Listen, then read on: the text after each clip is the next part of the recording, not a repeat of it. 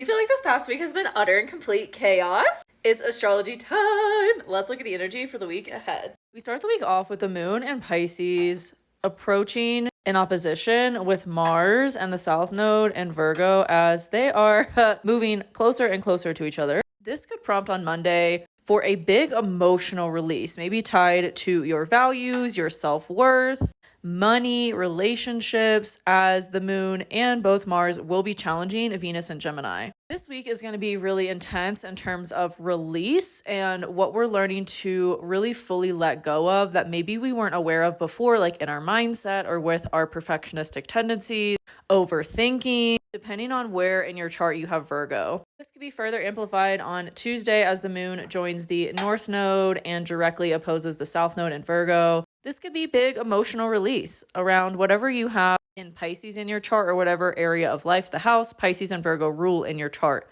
Going to be a big focus this week. But also on Tuesday, the moon will harmonize with the sun in Cancer, so there could be some positive support you receive through this emotional release or gain emotional clarity or realization around something in your life that needs to change so it feels more nourishing and supportive for you. Now that Saturn and Neptune are retrograde in Aries, we are reevaluating how it has shown up for us in the last couple months. That energy will be especially prominent on Wednesday as the moon moves over Saturn and Neptune in Aries, and it will challenge Jupiter in Cancer. So there might be some emotional challenge or friction around taking action on how we need to nourish and support ourselves. Like we know something needs to change, but all the pieces aren't here to have the answers and be able to take action on that. But we could receive clarity and healing on Thursday as the moon moves over Chiron, and both are challenging the sun in Cancer, which is a third quarter moon, all about wrapping up the clarity we received or what was illuminated during the full moon and taking action on it, especially since this is Aries. How can we take action on our healing and what's been coming up for us emotionally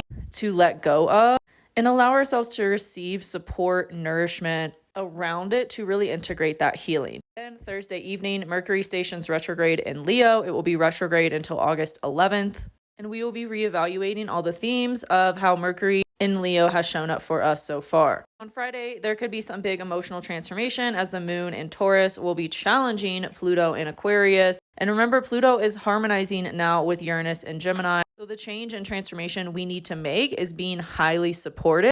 Even if the timeline isn't lining up with what we thought, there could be some emotional challenge or conflict that happens on Friday that propels us into a realization around that transformation we're needing to make. There is the potential for harmony and miracles at this time, especially on Saturday as the moon will be harmonizing with Mars and the South Node in Virgo, but Mars and the South Node in Virgo are still challenging Venus and Gemini all weekend. So this could be a really tense and challenging weekend that does give us an emotional boost or clarity around what needs to let go in order to have this transformation and innovation in our lives that we've been feeling we need for probably quite some time. This will be amplified on Sunday as the moon moves over Uranus and Gemini, harmonizing with Pluto and Aquarius, and we have an exact conjunction between Mars and the South Node. Expect big release. Pick your battles though, because this is very aggressive energy. Be careful when driving, be careful when communicating, like just try to slow yourself down as much as you can. If you have meditation practice, be on it or start one, because this is very